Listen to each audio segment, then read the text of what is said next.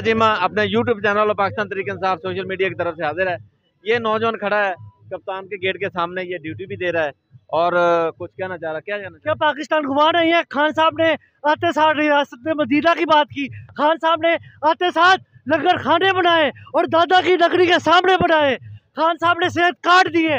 खान साहब ने क्या नहीं किया? खान साहब ने लात पे गोलियां खाई। किस लिए खाई? हमारे लिए खाई। कौन खाता है गोलियां? खान साहब लंदन क्यों नहीं गए? खान साहब के वहाँ भी बच्चे हैं। खान साहब क्यों नहीं गए? खान साहब अपने मुल्क में बैठे हैं। और खान साहब ने कहा था ये जूता पॉलिश है, ये अमेरिका का जूता पॉलिश करते हैं, ये उनके ऑर्डर मानते हैं। और वो भगोड़ा वहाँ बैठा है और वो टोपी पहन के सुबह लंदन में ऐसे वॉक करता है। वो पाकिस्तान में आए, उसे पता लग जाएगा। और वहाँ जब उसे गंदे अंडे मारेगी उसे पता लग जाएगा। और आज मरियम आई है, बंदा पूछे हज करके आई है, जिटे सूट पा के आई है। बंदा पूछे हज करके आई है। ये मरियम की उंगली भला क्यों नीचे थी?